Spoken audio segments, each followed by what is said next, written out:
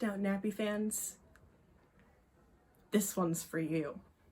Hello everybody, welcome back to Meddling in Antiquity. My name is Teray, and today on our episode of One-Off Wonders, we're going to be talking about the film Gosford Park. A little information about the film. So Gosford Park was released in 2001 and is described as a satirical black comedy mystery. It is directed by Robert Altman, who directed The Long Goodbye, which is the sequel to The Big Sleep, and also directed the film for the TV series MASH.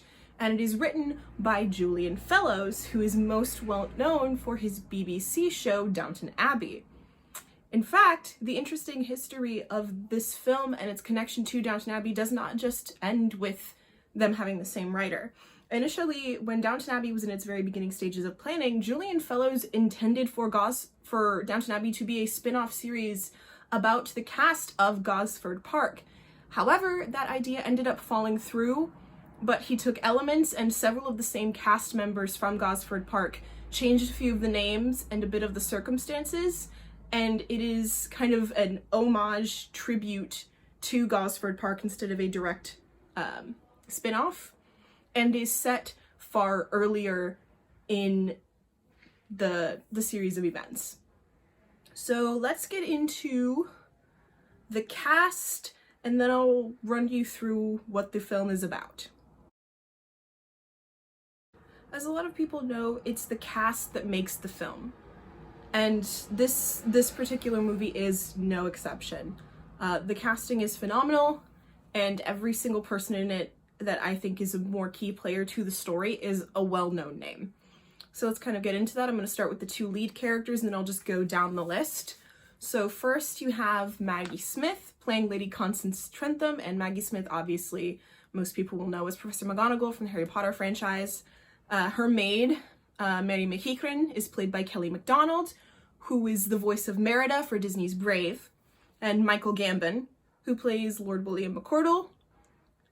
Most people will know as Professor Dumbledore, also from the Harry Potter franchise. There's a lot of people who are in Harry Potter in here, so just bear with me, it'll keep coming up.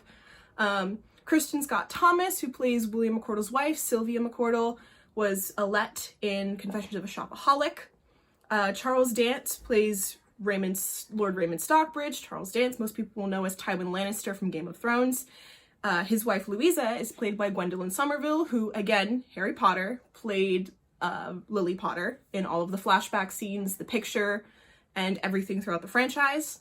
Then comes Tom Hollander, who plays Anthony Meredith, who most people will know as Mr. Collins from the 2005 version of Pride and Prejudice starring Keira Knightley.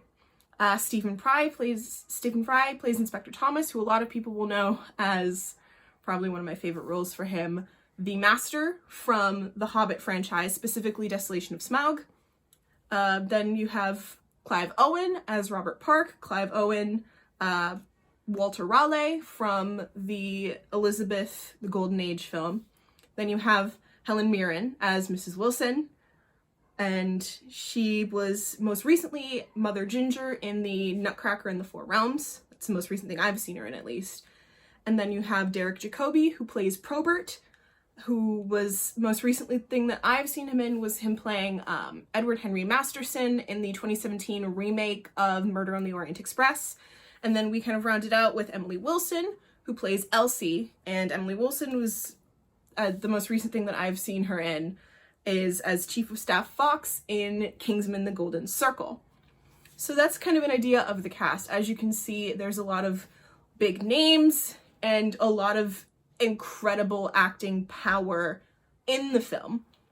So let's kind of get into what the film is about and kind of break down some of the larger themes within the story.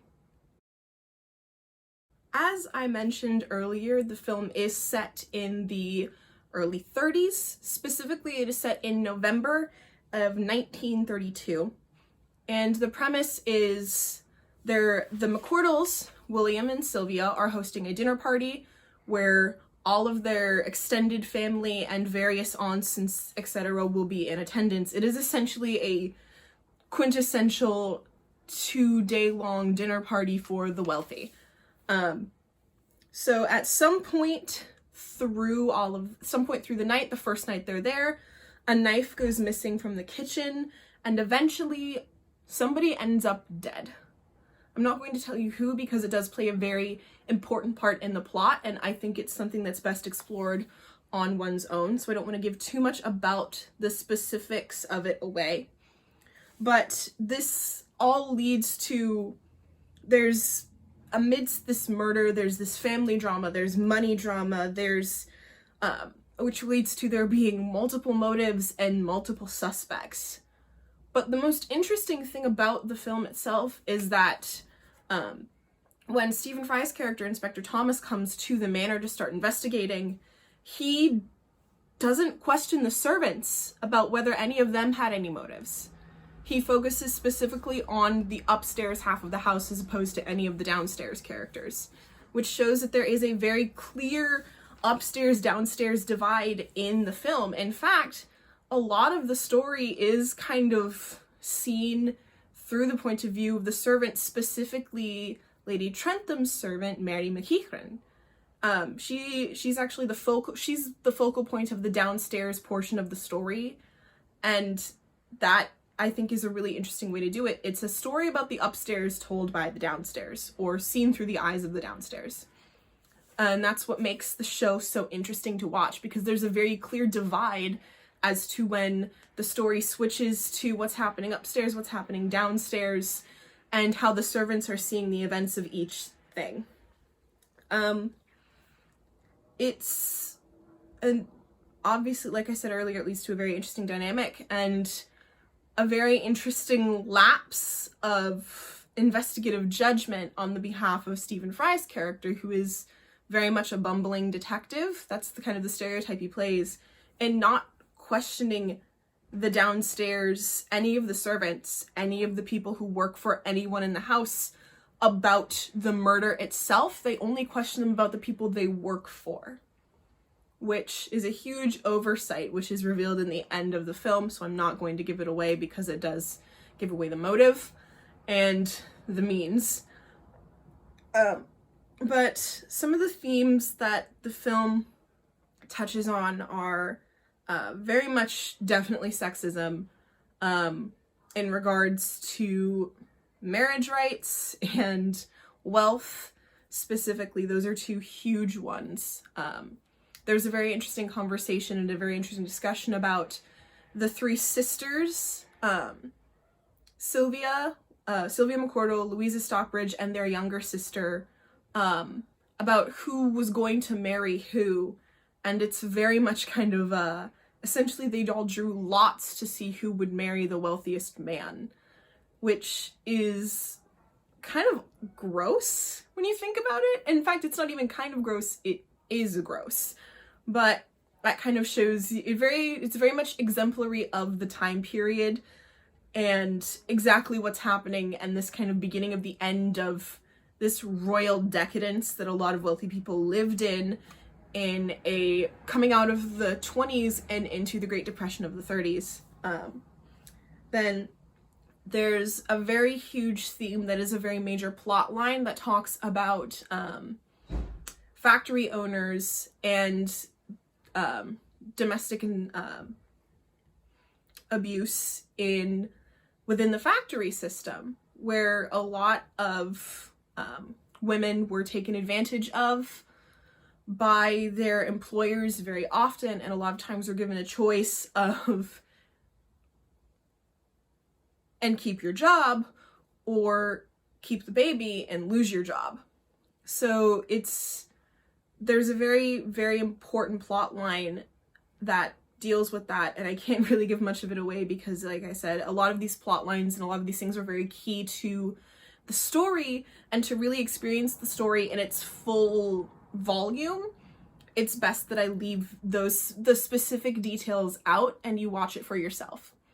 Next, we have the themes of family planning, which very much ties into the theme of abuse in the factory system. And that is an issue that occurs for several of the characters because there's a lot of promiscuity and infidelity threaded through the entire story, which plays a role in how characters react to the death of this person, and how it's perceived by different people in the household.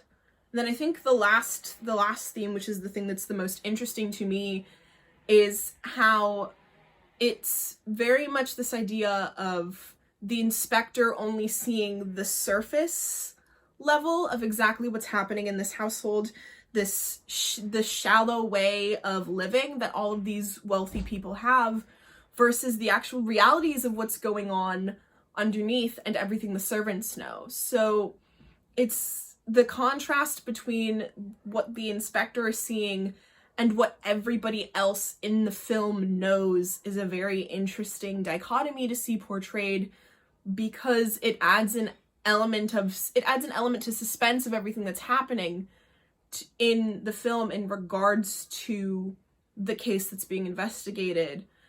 And I find that extremely interesting to watch, and it's an extremely interesting way to play off a murder mystery like this particular film and like this particular murder mystery, because it's very different than most murder mysteries that you see more often, because it isn't from the point of view of everybody involved, it's a point of view of the people who work for everyone who's involved, which in my opinion is far more interesting to see than just what all the rich people are doing.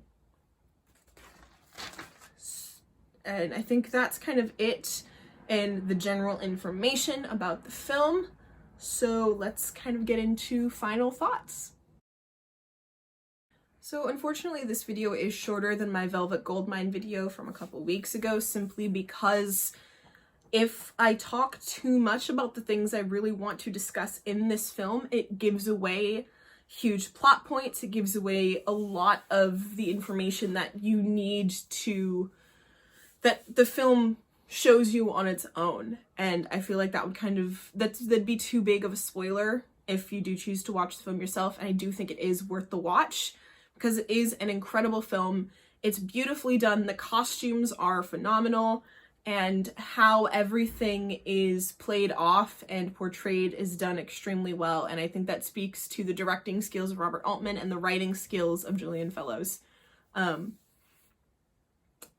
The film itself it's a very intense film, and as mentioned, it's a black comedy, it's a satirical piece, but it's also a murder mystery. So there are a lot of intense moments, there are a lot of really funny moments too.